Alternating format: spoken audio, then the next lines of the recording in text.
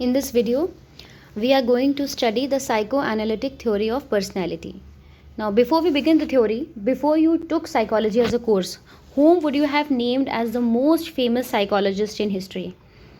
If you are like most of the students that I know, your answer probably would be Freud.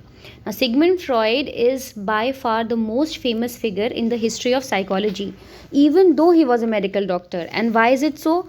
The answer lies in it is very simple. He has given very several provocative and influential theories that focus on personality and the origins of psychological disorders. So, before turning to his theory, let us first consider Freud as an individual, his own personality. Now, Freud entered private medical practice after graduating from his medical school. So, he was basically a doctor. A turning point in his life came when he won a research grant to travel to Paris. There he got this grant to observe the work of Jean-Martin Charcot, who was using this technique of hypnosis to treat several types of mental disorders. When Freud returned to Vienna, he worked with Joseph Breuer. He was again using the same technique of hypnosis, this time to treat the patients of hysteria. What is hysteria? Hysteria is a condition, or it is basically a condition in which people experience physical symptoms such as blindness, paralysis, deafness, etc., with no underlying physical cause. So, out of these experiences and his growing clinical practice, Sigmund Freud developed a theory of human personality and mental illness. So, with respect to personality, Sigmund Freud had four central ideas. Number one is the level of consciousness, second is the structure of personality, third is the anxiety defense mechanisms, and fourth is psychosexual stages of development.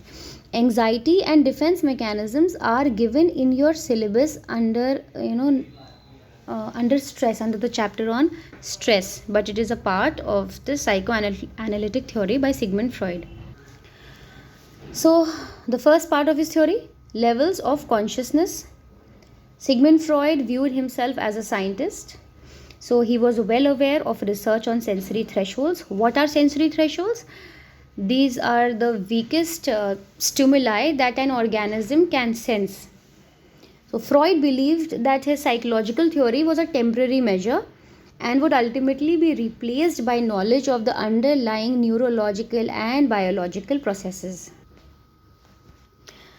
Freud applied to the task of understanding the human mind some of the then emerging ideas about sensory thresholds and the possibility of responding to stimulus we cannot report perceiving. Okay, so he then concluded that most of the mind lies below the threshold of conscious level. So above the boundary is the realm of conscious. This includes our present thoughts, whatever we are thinking about or reasoning right now. Below this conscious realm is the much larger preconscious.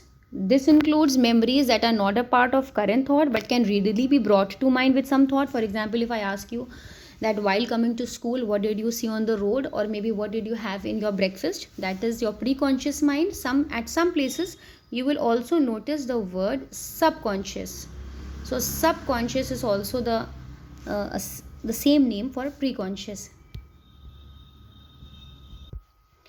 Finally, below the preconscious and forming the bulk of the human mind is the unconscious. So this is the largest portion of level of consciousness, the unconscious, which includes thoughts, desires and impulses.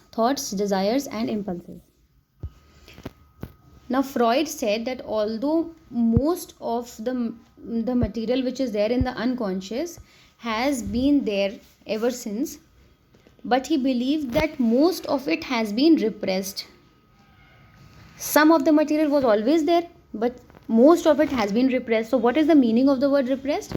Driven from consciousness because it was too anxiety provoking. So that is, consciously it has been pushed from conscious to the unconscious level. What are the things that are repressed? To which Freud said that shameful life experiences, unacceptable sexual urges and also aggressive urges. All three of them are consciously repressed, that is forced or driven within the unconscious. The fact that we are unaware of them, these shameful life experiences, the unacceptable sexual urges, the unacceptable aggressive urges, the fact that we are unaware of them does not prevent them from affecting our behavior. That is, they are still affecting us. In fact, Freud believed most of the symptoms that was experienced by his patients were disguised and repressed thoughts and desires. Most of the symptoms that his patients were showing, they were actually these disguised symptoms.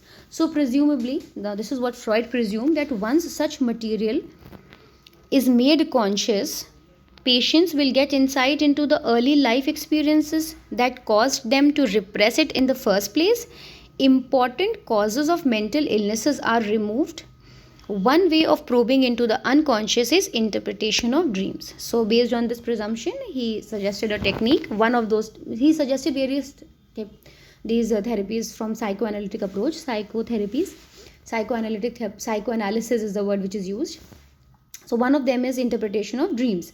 So Freud believed we can give expression to impulses and desires in dreams which we find unacceptable during waking hours. Now there is a little scientific evidence to support his view, but this is the view of Sigmund Freud. This is the view that is being used by all of the projective techniques. They try to probe into your unconscious mind.